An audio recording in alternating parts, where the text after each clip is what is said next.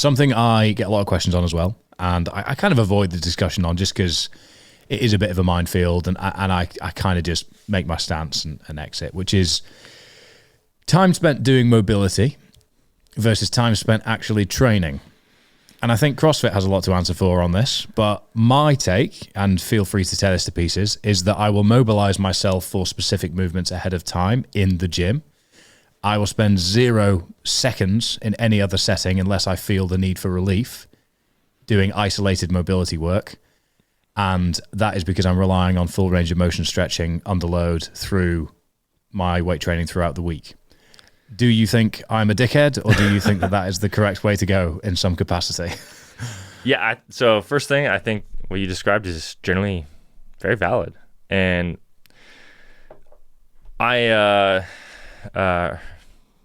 fun detail here. I'm working on a giant book to be published hopefully at the start of the next year. I'll send you a copy. I think you'll really enjoy it. Thank you.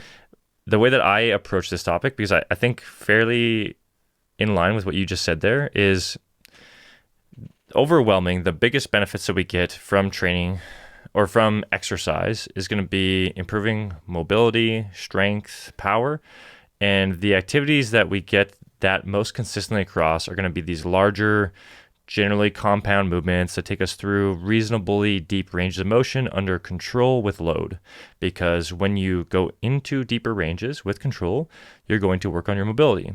If you do it with load, you're going to see positive encouragement for strength adaptations. If you do it with reasonable effort, you'll see power adaptations. My only challenge with that is that it depends where the person is at from a capacity and tolerance standpoint. Like if you are someone at a lower level, you might do mobility exercises until you reach the point that you can do these strengthening exercises. But if you can do strengthening exercises, well, then you're basically just doing a mobility aspect in that movement. And so I think that where possible, you move along a progression of options. And once you can progress to, level D, let's say, you could do the lower things, like let's just say something like a rear foot elevated hip flexor stretch. Sure, that's a fine enough exercise. That might be something like a level B. But if you can do a rear foot elevated split squat, well, you're doing that in combination to developing more strength and the ability to control that motion and utilize it.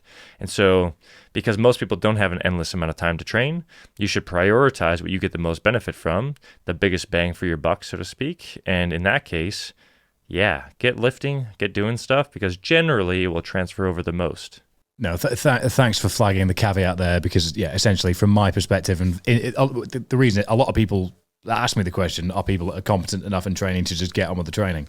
But I think it's important not to just go into go towards a barbell and just start squatting. Yes, I'm with you. Get yourself loose, get yourself open, and then start the movement. But don't say, I haven't done 30 minutes of mobility, therefore I am at risk of the barbell breaking my spine, which is kind of where narratives have gone in some directions online. Yeah. And I think the fear that's instilled in people to not actually just get on with developing their energy systems towards the goals that they might have, or as you said, key detail here is a lot of people are time restricted with their training, very time restricted, which means that if you're spending 20 minutes focusing on excessive mobility potentially to then go and do weighted mobility, which is essentially all weight training really is, then you've missed out on 15 minutes or so potentially of training time that could lead you further along the path of adaptation towards the goals that you are training towards in a time restricted set of circumstances.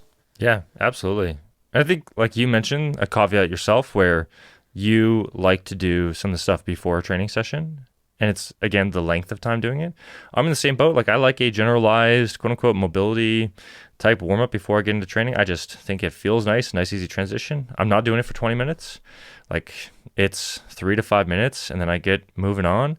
And at least in my case, like, I'm often doing some non-lifting activities as well. So then it's kind of hard to directly warm up in just those. Like there's the crowd that says, oh, you don't need to warm up, just do your first set of whatever. And, like in my case, like yesterday I was doing some penultimate jumps. I don't think that I can just start with a penultimate jump. It's nice to have a development of here's some light, gentle mobility movements, then here's some A skips and B skips and these things, and then go into them versus like, yeah, I guess if you were just doing barbell deadlifts, maybe you can just start with that. I personally still wouldn't.